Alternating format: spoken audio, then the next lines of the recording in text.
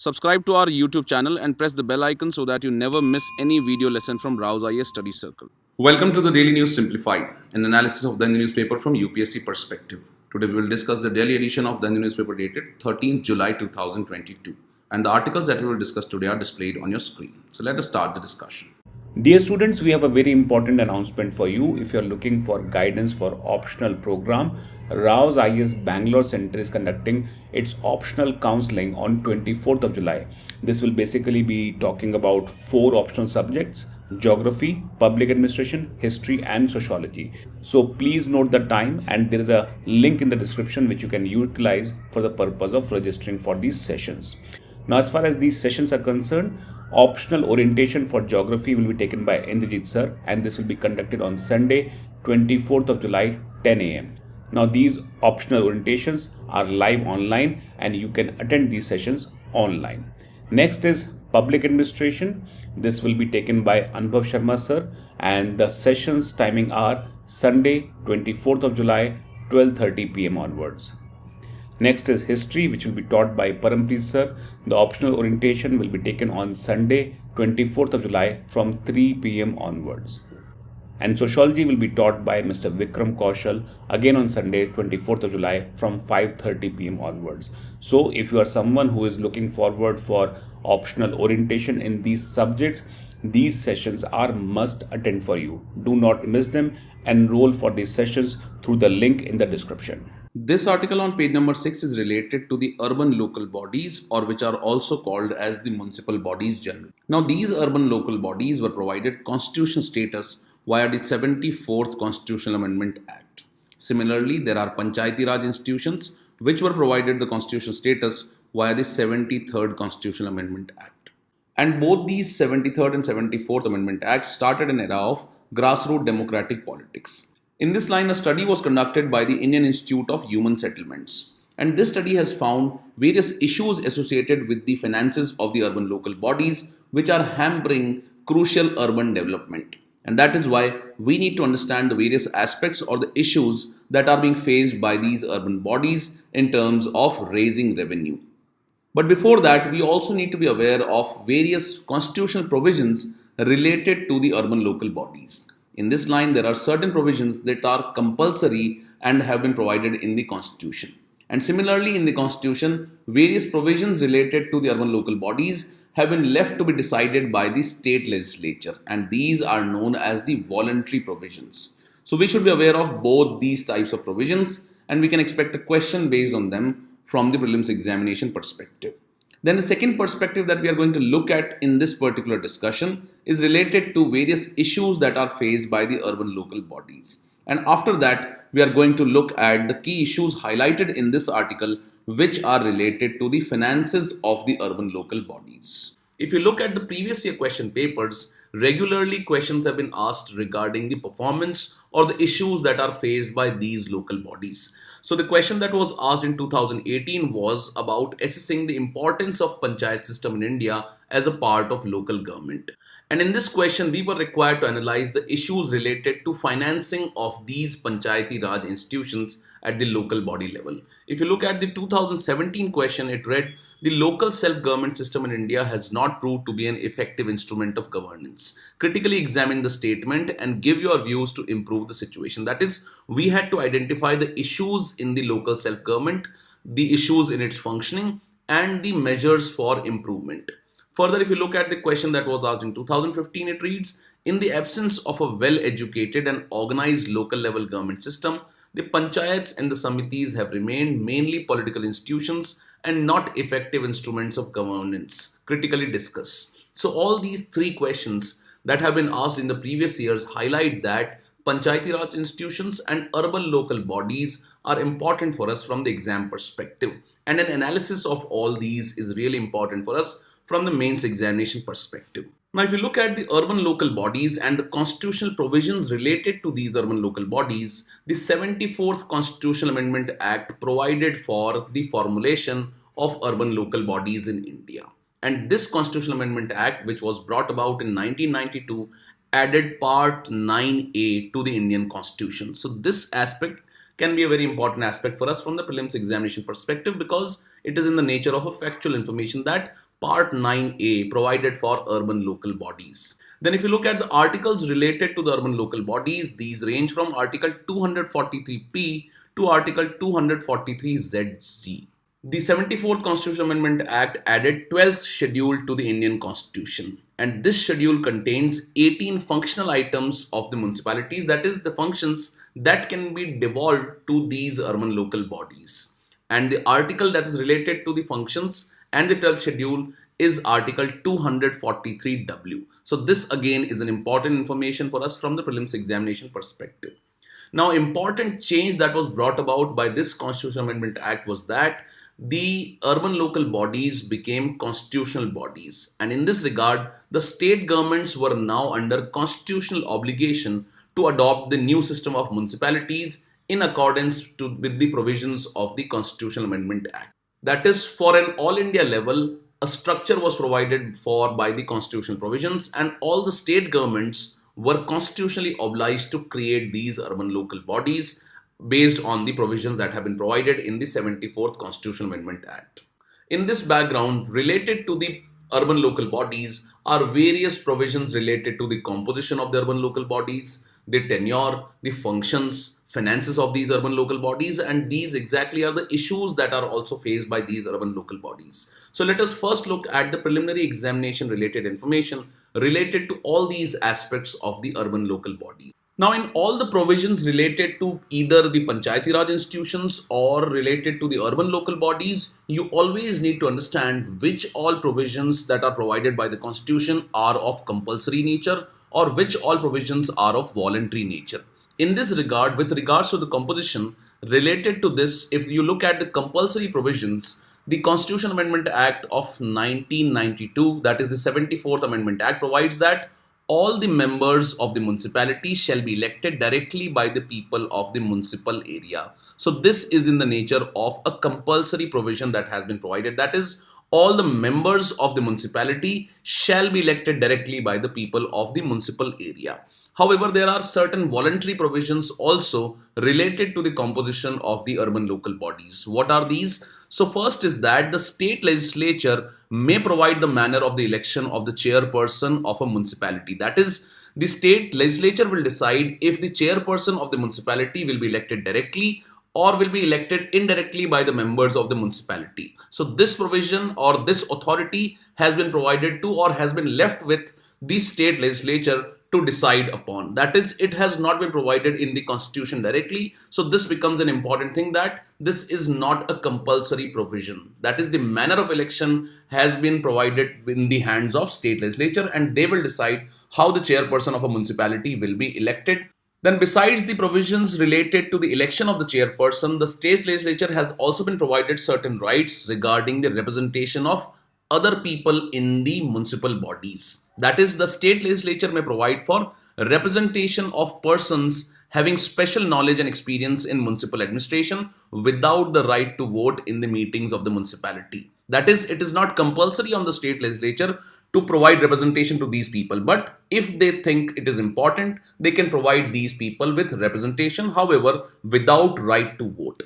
Second is that it can provide for the members of the Lok Sabha and the state legislative assembly who represent these constituencies that comprise wholly or partly the municipal areas. That is, the members of the Lok Sabha and the state legislative assembly who fall in the municipal area or who are part of the municipal area can also be provided representation in the municipal bodies. Third is that the members of the Rajya Sabha and the state legislative council can be registered as electors within the municipal area. And finally, the chairpersons of the committees can also be provided representation in the municipal bodies. So these all provisions are in the hand of state legislature. That is, they will decide upon these provisions. However, regarding the members of the municipality, they shall be elected directly, and the state legislature does not have anything or any power related to this provision. That is, they can never let the members of the municipality be elected indirectly or in any other manner. So this is how you divide the provisions into compulsory as well as voluntary provisions. Related to this are the provisions related to ward committee.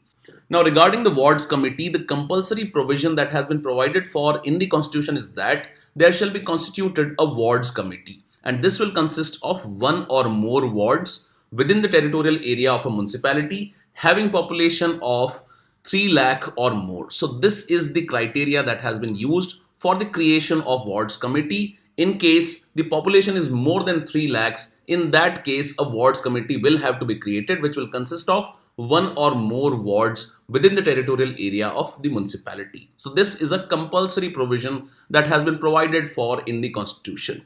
In this regard, certain voluntary provisions, that is provisions in the hand of the state legislature, that is it is to the discretion of the state legislature if they want to decide upon these provisions. These are known as voluntary provisions. So with regard to ward committee, the state legislature may make the provisions with respect to the composition, the territorial area of a wards committee, and the manner in which the seats in a ward committee shall be filled. That is, they can decide upon the manner in which these seats will be filled in the ward committees. Further, it may also make any provision for the constitution of committees in addition to the ward committees. That is, it is not necessary that only ward committees can be created. Beyond the ward committees, they can create any kind of special committee related to particular municipality. So this is in the discretion of the state legislature. That is why these are voluntary provisions. They can make the provision for the composition, how the ward committees will be composed, the territorial area under that will fall under the ward committee, and every other thing related to manner of election to these seats or manner in which the seats shall be filled. All these will be decided by the state legislature. However, ward committee will have to be created, which is a compulsory provision if the population is more than 3 lakh or more. Now, with regards to the reservation of the seats, there are also compulsory provisions that have been provided for in the constitutions, and there are provisions which have been left to the state legislature to decide upon. So regarding the reservation of the seats for the scheduled castes and scheduled tribes in every municipality in proportion of their population to the population in the municipal area. So this is a compulsory provision, that is the reservation for the seats, the reservation of the seats for the scheduled castes and the scheduled tribes has been provided for in a fixed criteria or in a fixed manner, which is a compulsory provision. Second is that reservation to women have also been provided regarding the seats. That is, reservation of not less than 1/3 of the total number of the seats will be for women. So these are certain compulsory provisions. Further, the state legislature may provide for manner of the reservation of the offices of the chairpersons in the municipalities for the SCs, STs and the women's. So how or which all municipalities will be reserved for the chairpersons from the SC, STs and the women will be decided by the state legislature. So this has been left to the discretion of the state legislature. Further, the state legislature may also make any provision for the reservation of the seats in any municipality or offices of the chairpersons in municipalities in favor of backward classes. So the reservation for backward classes has not been provided for in the Indian Constitution in a compulsory provision. However, reservation for scheduled tribes, scheduled castes and women have been provided for in the compulsory provisions in the Constitution. However, on the matter of decision related to reservation for backward classes, the seats reservation for backward classes, so it is in the discretion of the state legislature that they can decide upon this issue of providing reservation to the backward classes also. And also regarding the manner of reservation of the offices of the chairpersons in the municipalities for SC, STs and women. The next thing that we need to understand is regarding the duration of these municipal bodies. So first, all the provisions related to duration are compulsory that have been provided for in the Indian Constitution. First is that a 5-year term of office for every municipality. Now, what used to happen before the 1992 Constitutional Amendment Act was that the municipalities, once they were dissolved, elections were not held regularly by the state governments because everything was in the hands of the state governments or in the hand of the state legislature. That is, everything was at the discretion of the state legislature. That is, in the past, the state legislatures delayed the election to the municipal bodies. However, now the election of the municipal bodies or the urban local bodies have been made compulsory by the Constitution. In this regard, the first provision is that the term of the municipality will be 5 years. However, there will be cases when the municipal body can be dissolved before the completion of this 5-year term. In that case, fresh elections to constitute a municipal body shall be completed before the expiry of its duration of 5 years. And second, in case of a dissolution, before the expiry of a period of 6 months from the date of its dissolution. So in case the municipal body is completing its 5 years, in that case, before the expiry of its duration of the 5 years, the elections shall be completed by the State Election Commission. However, if the dissolution of a municipal body has taken place before the scheduled term of 5 years, in that case, elections will have to be held before the expiry of a period of 6 months from the date of its dissolution. So let's say if the municipal body has been dissolved on 1st January 2022, then the elections will have to be held before the completion of the 6 months from the 1st January 2022. That is the elections will have to be held before 1st July 2022. So this is one important criteria that has been provided for in the Indian Constitution. Now there will be circumstances when the municipal body has completed around 4.5 years and only 6 months are left for its completion of the 5 years. However, after the completion of the 4.5 years, because of any political issue, the municipal body is dissolved. So what will happen in that case? In that case, where the remainder of the period is less than 6 months, it shall not be necessary to hold any election for constituting the new municipality for such period. That is, it can remain suspended for that remaining period of the term.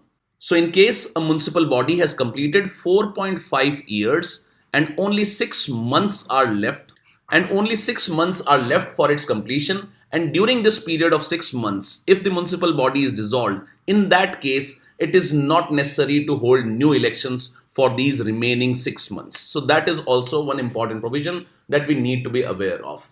Then there will also be another scenario where, let's say, if a municipal body has completed 3 years and now it has been dissolved. So in that case, the elections will have to be held for such municipal body, but the newly chosen municipal body will remain in power only for the remaining 2 years period, which was left for the overall completion of 5 years term. That is, a municipality that is reconstituted after premature dissolution does not enjoy the full period of 5 years, but remains in office only for the remainder of the. That is, when the municipality got dissolved after the completion of the 3 years, new elections were held and a new municipal body was appointed, it will remain in power for only the remainder of the period. That is, not for a full period of 5 years, like what happens in cases of state legislative assembly or in case of the central government. So this is one unique provision related to duration of the municipal bodies. So these are all really important for us from the prelims examination perspective.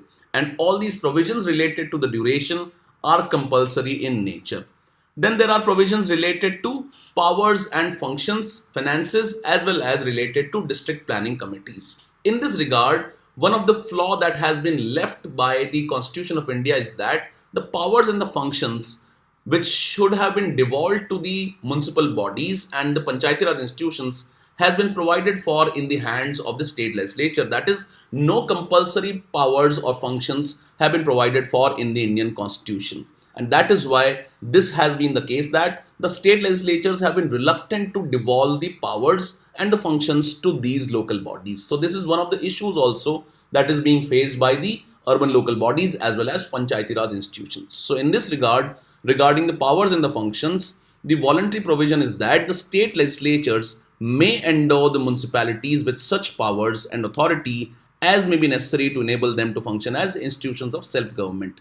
However, as we all are aware that the state legislatures are at times reluctant to devolve these powers and authority as well as functions to these bodies. So this is one of the issues also, and that we need to be aware of from the preliminary examination perspective. That is, it is not compulsory in the Constitution to provide for the functions or power or the manner in which the power will be exercised by these municipal bodies. This is in the hand of the state legislature.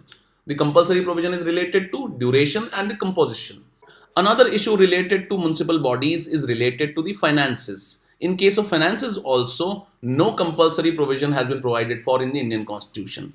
In this regard, the state legislature has been provided the discretion of providing or authorizing a municipal body to levy, collect and appropriate taxes, duties, tolls as well as fees.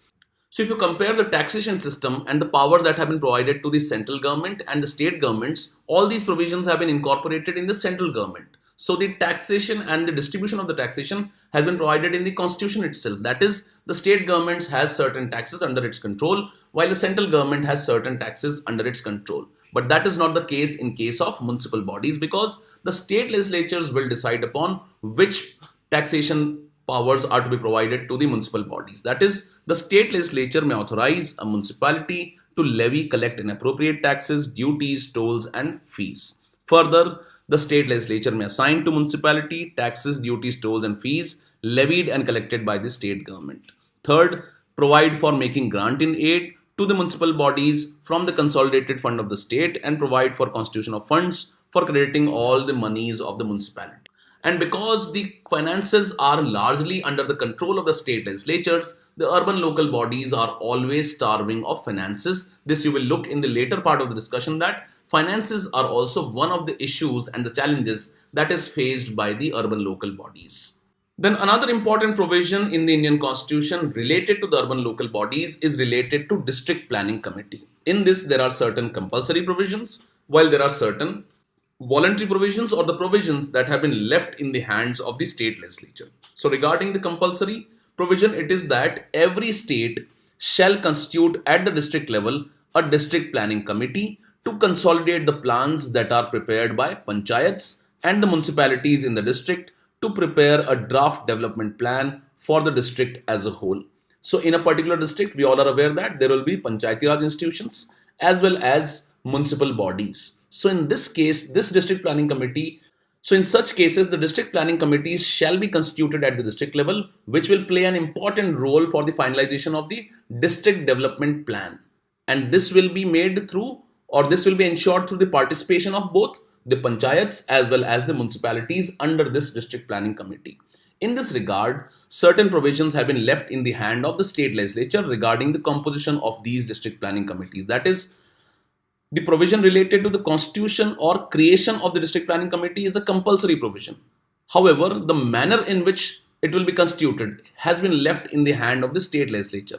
So the state legislature may make provision with respect to the following, that is, the composition of such committees, the manner of election of the members of such committees, the functions of such committees in relation to the district planning, and the manner of election of the chairpersons of the such committees.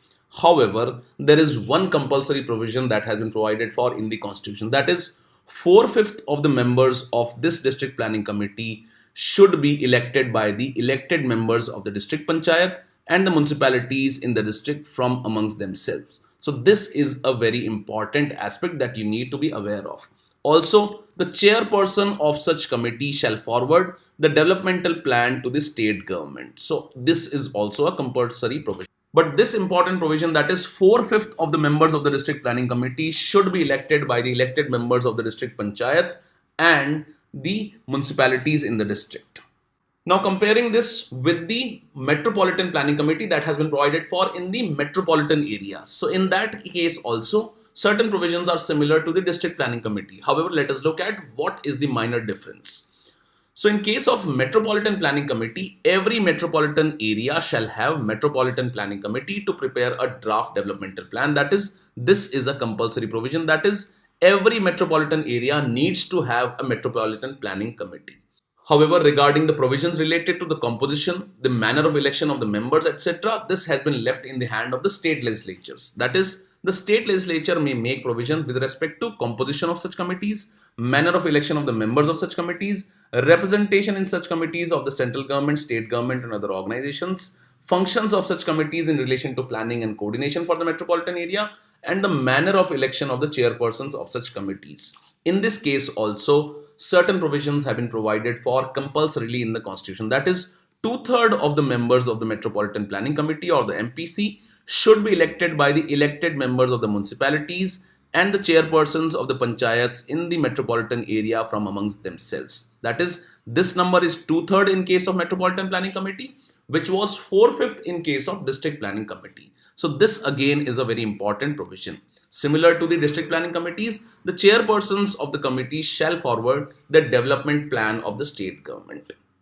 So these are few important provisions related to urban local bodies that have been provided for in the Indian Constitution in the form of compulsory provisions and the provisions that have been left for the state legislatures to decide upon. So we have seen these provisions in the form of a table, that is the compulsory and the voluntary provisions in case of composition, ward committee, reservation of seats, duration, as well as powers and function and finances, and the case of district planning committee and metropolitan planning committee. Now, if you look at the issues that are faced by these urban local bodies, it is sometimes said that these bodies face the issue of three Fs. And these three Fs represent the funds, the functions, and the functionaries. In terms of funds, it is sometimes said that these urban local bodies or municipal bodies face the issue of paucity of finances. This is because these bodies are not able to earn a lot of revenues from the taxes that are imposed by these bodies. Also, there has been lack of or there has been meager transfer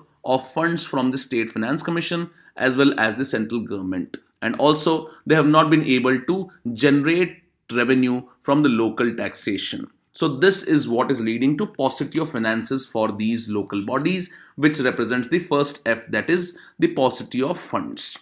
Second issue that the municipal bodies face is that India is witnessing rampant urbanization. This is because of the rural urban migration, and at times this is leading to unplanned urbanization, and these municipal bodies are not capable enough to handle this unplanned urbanization. And that is the second challenge or issue that is faced by municipal bodies in India. Third issue that is faced by these municipal bodies is the excessive control of the state governments, which represents the second F, that is, there is lack of devolution of functions to these urban bodies or urban local bodies. Second F is represented by the functions, that is, there is excessive control of the state governments on these urban local bodies despite the constitutional provisions that have been provided in the Indian Constitution. This is because there are certain voluntary provisions that have been provided in the Constitution regarding the urban local bodies, which depend upon the state governments to transfer the responsibility on these urban local bodies. And as such, not many important functions have been transferred to these urban local bodies by the various state governments.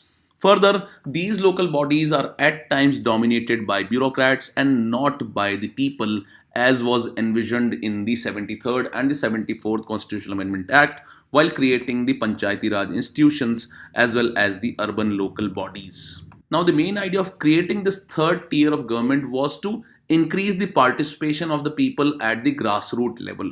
However, that has not happened, and these bodies have been dominated by not by the people who have been elected at the ground level, but they have been dominated by the bureaucrats in this regard. So that is also one of the issues that these municipal bodies face. And lastly, if you look at this third F that is related to the problem of municipal bodies, it is regarding the lack of skilled functionaries. Now, if you look at the responsibilities that have been provided to these urban local bodies, these include sewage management, provision of providing water supply, electricity management. All these issues are now responsibility of municipal bodies. But these bodies do not have enough skilled functionaries to handle these issues related to waste management or, let's say, providing sanitation and water supplies. That is why the third problem that these municipal bodies face is related to the functionaries. So the three Fs include funds, functions, and functionaries.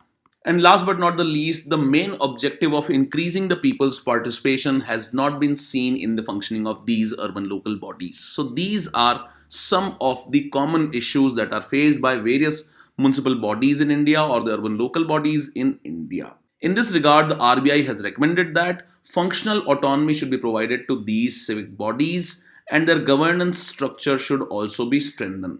And this could happen by empowering them financially through higher resource availability.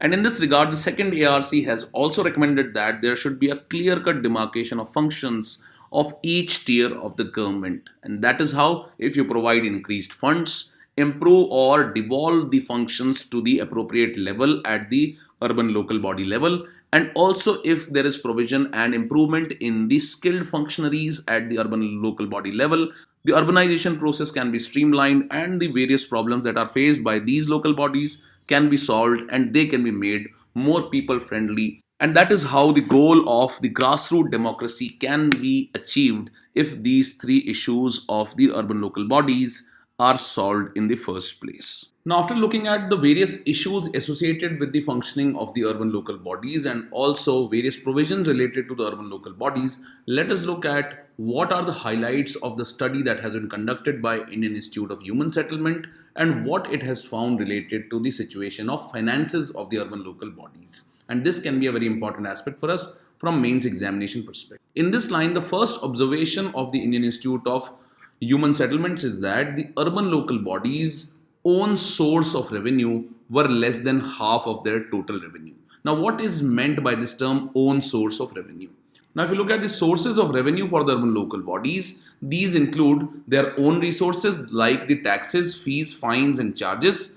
Plus, they also get grants from the central government or transfers from the central government as well as state governments. And these are called as the intergovernmental transfers. So, what is meant by this own sources of revenue? So, it simply means all the sources of revenue for which the urban local bodies are not dependent upon the central government or the state government. And these sources of own revenue for the urban local bodies include taxes on property, advertisements, non-tax revenue from user charges, and fees from building permissions as well as trade licensing. Now, if you look at the situation of finance from own sources of revenue for the urban local bodies, first one let us look at, and that is related to property tax. Now, this property tax accounted for only 0.15% of India's GDP if you compare the property tax collected by the urban local bodies. But if you compare the property tax collected by the urban local bodies in developed countries, the share of property tax for Indian urban local bodies is quite low.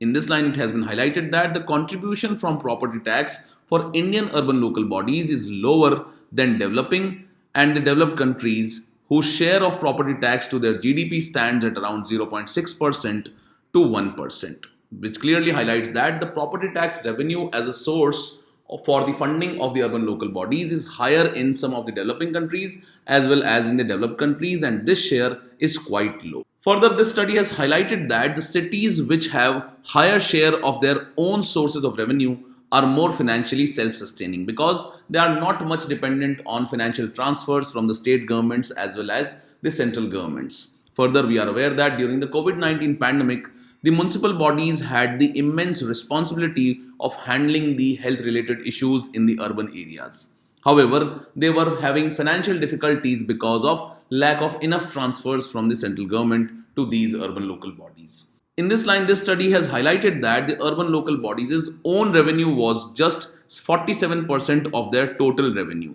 So, a suggestion has been provided by this study that the urban local bodies must leverage their own revenue raising powers to ensure financial sustainability and have better amenities and quality of service delivery, because the responsibility of urban service delivery lies mainly on the municipal bodies. So, what is the highlight of this study related to the own sources of revenue for the urban local bodies? First is that most of the urban local bodies in India are dependent on state and central transfers. Secondly, the share of property tax is lower as compared to the share of property tax to the GDP of the developed countries and some of the developing countries. Further, it has been found that if the cities have higher share of their own revenue, they are more financially self-sustaining. And you can look at the value of the urban local bodies' own revenue, which stands at about 47% of their total revenue. The second important aspect that has been highlighted by this study is that many of the urban local bodies are highly dependent on intergovernmental transfers or transfers from the state as well as the central government. And these transfers from the central government are based on the recommendations of finance commissions through grants towards specific reforms. Further, transfers from the state are similar and they are provided as grants in aid and devolution of the state's collection of local taxes.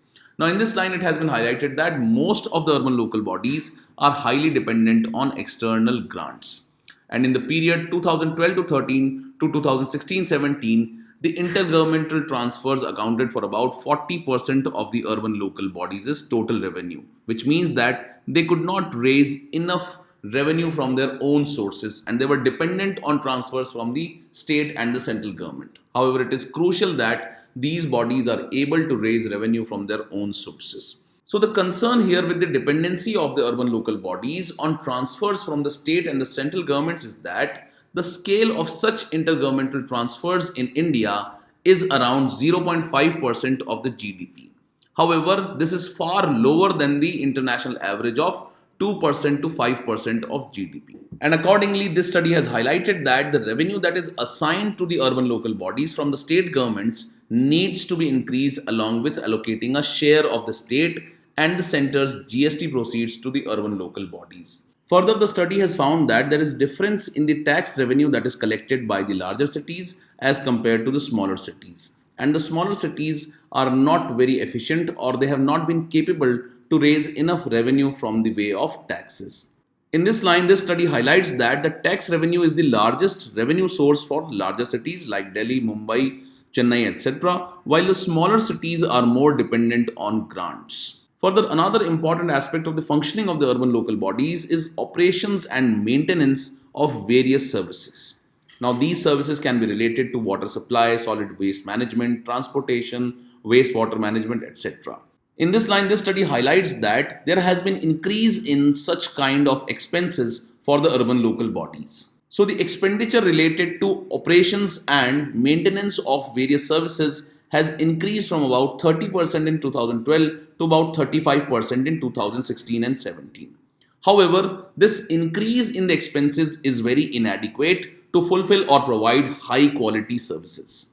So despite the increase in the share of this kind of expense of the urban local bodies, it has been found that the urban local bodies have not been capable in providing quality services to the citizens. Further, the urban local bodies charge for the services that they are provided, and they might be providing or they might be imposing certain user charges on provision of services of water supply, etc. However, the cost of recovery of such user charges has not been adequate, and it has been found in this study. Now, an impact of this poor recovery of user charges for the services that are provided by the urban local bodies is that the non-tax revenues were short of these expenditure or expenses related to operations by around 20%. So let's say the urban local bodies are spending rupees 100 for providing various services like water supply, solid waste management, etc. In this line, the user charges that are raised by these urban local bodies were only about 80 rupees. And this provided that there was a gap of around 20%. And this gap in the expenses for the services and the amount that is collected by providing these services is increasing the revenue deficit of the urban local bodies. So the concern here is that the operations and the maintenance expenses should ideally be covered through user charges, which are part of the non-tax revenues. So the study recommends that there should be increase in the cost recovery levels through improved user charges regime. That is, if it is required, the municipal body should increase the user charges. We are aware that the user charge that is imposed on supply of water is very low in the urban areas by these urban local bodies. That leads to inefficient management of water resources at times, etc. And that is why there is a need for increasing or providing proper user charges regimes for various services provided by the urban local bodies. And this would improve the services and would also contribute to financial viability of the urban local bodies. So these are certain observations related to the situation of finances of the urban local bodies that have been highlighted by this study in this article. With this, let's take up the next news article now. This article on page number 8 is related to the pendency of cases in the Indian judicial system. In this line, there have been various cases that have been pending for a very long period of time, and the judiciary has not been capable enough to dispose of these cases on time. And it is said that justice delayed is justice denied. And that is why we need to understand the kind of pendency that exists in the Indian judicial system. Also, what are the reasons for the increasing pendency of cases in the Indian judicial system? And after that, we will look at the steps that can be taken to increase or provide speedy justice in India. And we have covered this particular aspect in a previous DNS video. So we'll be taking up and revising various aspects of pendency of cases in Indian judiciary from that DNS video. Now, looking at the status of judicial backlog, according to the National Judicial Data Grid, in 2018, there were around 2.93 crore cases that were pending in the subordinate courts. 49 lakh cases are pending in high courts, and 57,987 cases are pending in Supreme Court respectively. So this shows that huge number of cases are pending across India. In Supreme Court, more than 30% of the pending cases are more than 5 years old, while in Allahabad High Court, 15% of the appeals have been pending since 1980s itself. A Law Commission report of 2009 had quoted that it would require 464 years to clear the arrears with the present strength of judges. So look at these numbers, and they highlight a very grim situation as far as the judicial system of India is concerned and the kind of backlog that we witness in Indian judicial system. Then this brings us to the next question as to what are the reasons for such high judicial pendency in India. First and foremost reason that has been highlighted is the shortage of judges in India. And around 5,580 or about 25% of the posts are lying empty at the subordinate courts level. Further, the judges to population ratio is also poor in India, and India has only 20 judges per million population. Earlier, Law Commission had recommended that there should be a judges to population ratio of about 50 judges per million. Second reason for judicial pendency is frequent adjournments, and the laid down procedure of allowing a maximum of 3 adjournments per case is not followed in over 50% of the matters that are being heard by the courts, and this leads to rising pendency of the cases. That is, courts itself are not taking into consideration the time limit that has been set out in the procedure for allowing a maximum of 3 adjournments per case. Then there is low budgetary allocation, which leads to poor infrastructure of the judicial system. India spends about only 0.09% of its GDP to maintain the judicial infrastructure. And the infrastructure of the lower courts of the country is miserably grim, due to which they fail to deliver quality judgments.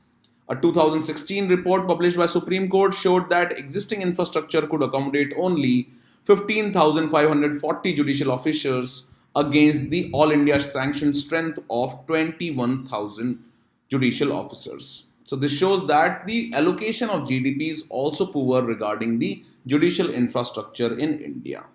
Another reason for increasing pendency is that the burden of government cases in the judiciary itself is very high, and the central and the state governments are responsible for over 46% of the pending cases in the Indian courts. That is, the central and the state government themselves are the leading litigants in the Indian courts. Then the issue of special leave petition case in Supreme Court currently comprises about 40% of the court's pendency, and these eventually leads to reduced time for cases related to constitutional issues. Then there is issue of judges' vacation. Supreme Court works on an average for only 188 days a year, while the rules of Supreme Court specify minimum of 225 days of work. That is, even the highest court of India is not working efficiently. Then there is lack of court management systems, and courts have created dedicated posts for court managers to help improve court operations, optimize case movement and judicial time. However, only few courts have filled up such posts so far. Then there is inefficient investigation, and police are quite often handicapped in undertaking effective investigation because of lack of modern and scientific tools to collect the evidences. And then there has been increasing literacy rates in India, and because of this, people are becoming aware of their rights and the obligation of the state towards them. And accordingly, this population section approaches the court more frequently in case of any violation of their rights. Accordingly, India needs to improve its judicial capacity to entertain such kinds of litigations. Now, what is the impact of such kind of judicial pendency in India? So it is said that justice delayed is justice denied, and timely disposal of cases is essential to maintain rule of law and provide access to the justice. Speedy trial is a part of right to life and liberty, which is guaranteed under the Article 21 of the Indian Constitution, and that is why justice should not be delayed. Second is that judicial pendency erodes social infrastructure. That is, a weak judiciary has a negative effect on social development, and it leads to lower per capita income, higher poverty rates, poor public infrastructure and higher crime rates, which is detrimental to the overall development of the country.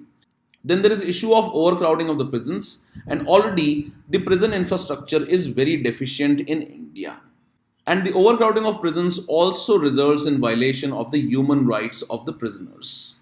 Further, such kind of pendency affects economy of the country, as it was estimated that judicial delays cost India around 1.5% of its GDP.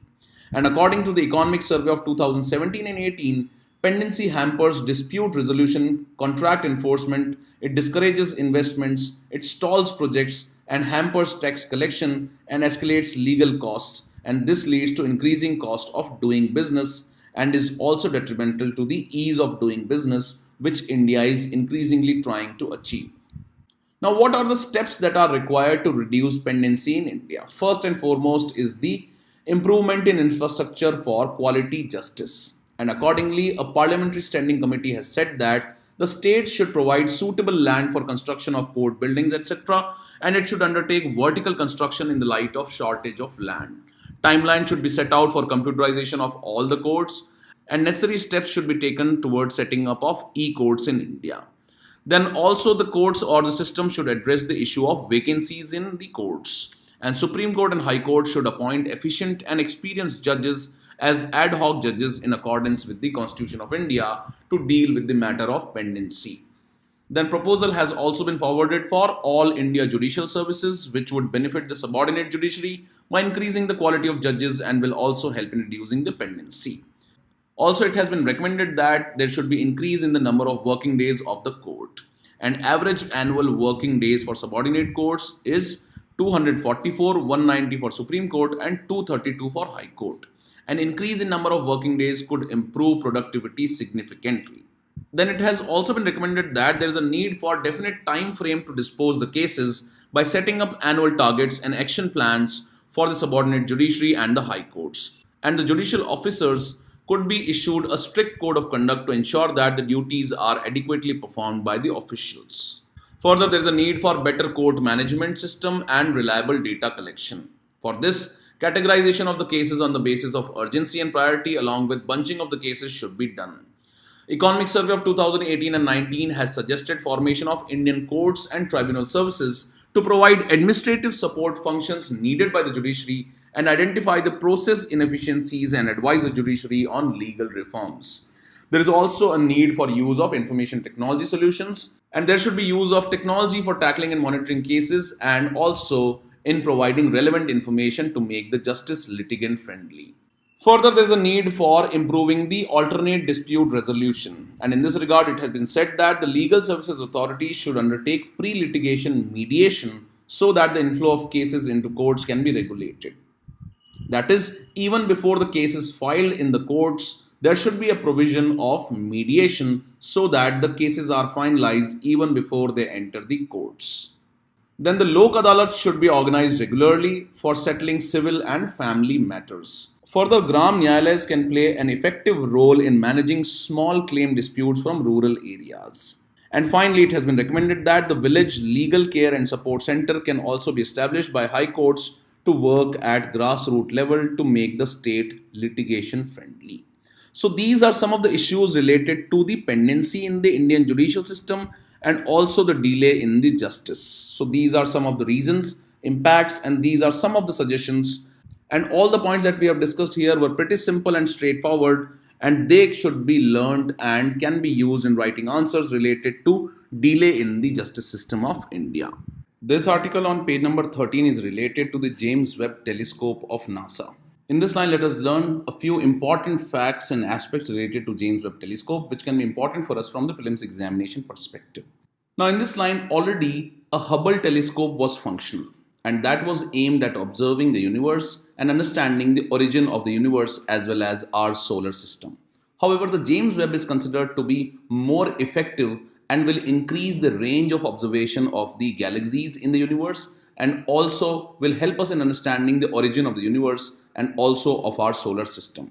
And that is why the James Webb Space Telescope is a revolutionary technology, and it will study every phase of the cosmic history from within our solar system to the most distant observable galaxies in the early universe. Further, it is considered as a successor of the already existing Hubble telescope. One important thing to be noted about the James Webb Telescope is that it is the most powerful infrared telescope of NASA. In this line, it is a joint collaboration of NASA, the European Space Agency ESA, and the Canadian Space Agency. And it is expected to reveal new and unexpected discoveries in terms of understanding the origin of the universe and put our place in the context of the overall origin of the universe. Now this brings us to why is the James Webb Telescope considered as a revolutionary thing. In this line, we need to understand that Earth reflects various radiations in the far infrared region. Now these infrared radiations are part of the electromagnetic spectrum. In this line, the telescopes cannot operate near this region from ground or low Earth orbit.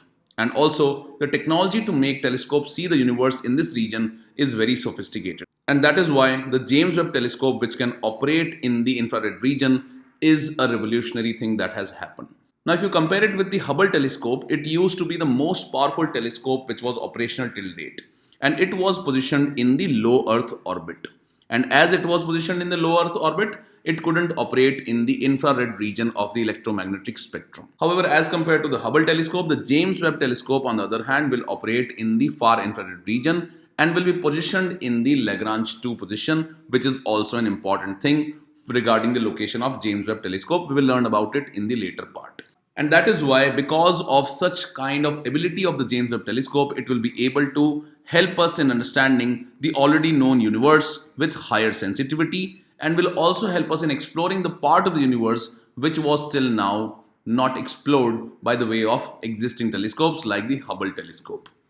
So if you look at some quick facts related to the James Webb telescope, it has 4 science instruments. First is the near infrared camera, the near infrared spectrograph, the mid infrared instrument, as well as near infrared imager. As far as the wavelengths at which the James Webb telescope will operate, they will be visible, near infrared, as well as mid infrared radiations. Regarding its location, it will be orbiting the sun around the second Lagrange point, or the L2. Now, as far as the Lagrange 2 position is concerned, we should first understand what are these Lagrange points. Now, these Lagrange points are simply the positions in the space where the objects that are sent to this position tend to stay put, that is, they do not move under the influence of gravity of different kind of objects in the solar system. And accordingly, at these Lagrange points, the gravitational pull of 2 large masses precisely equals the centripetal force required for a small object to move with them. So these points in the space can be used by spacecrafts to reduce fuel consumption needed to remain in the position. And that is why the James Webb telescope has also been put in the Lagrange position L2 around the sun. Further, we can compare the James Webb telescope with the Hubble telescope, and this comparison can be asked in the prelims examination. So as far as the wavelength is concerned, the James Webb telescope will observe primarily the infrared range. However, the instrument on the Hubble telescope see mainly in the ultraviolet radiation range and in the visible part of the spectrum. However, it could only observe a small range in the infrared range. Further, as far as the size of the telescope is concerned, the James Webb telescope's primary mirror has a diameter of 6.5 meters, while the Hubble telescope's mirror was smaller and around 2.4 meters in diameter. And as far as the distance that can be covered by both these telescopes, the James Webb telescope will help us in understanding the first formed galaxies as well as exoplanets and the birth of the stars. So these are some points of comparison between the James Webb as well as the Hubble telescope, and all the points that we have discussed can be important for us from the prelims examination perspective. That is, where will the James Webb telescope be positioned? What is the range of the spectrum or the electromagnetic spectrum that can be used by the James Webb telescope, and how does it compare with the Hubble telescope? These are important aspects for us from prelims examination perspective. Besides the articles that we have discussed in today's discussion, there are few other important articles that have been covered previously in the DNS videos. First of them is related to the Mediation Bill 2021. The article is on page number 9 and it was covered in the DNS of 10th January 2022. A link of the same will be provided in the description box below. Then on page number 1, there is article related to inflation. And inflation has continuously been in news in the past 2-3 months, and it was covered in detail in the DNS of 5th May 2022.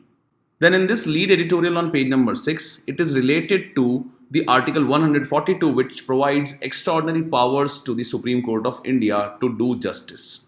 And aspects of the article 152 were covered in the DNS of 19th May 2022. The links for all these videos will be provided in the description box below, so you can go and understand these issues in detail. With this, we conclude today's discussion. Now let's take up the question for the day.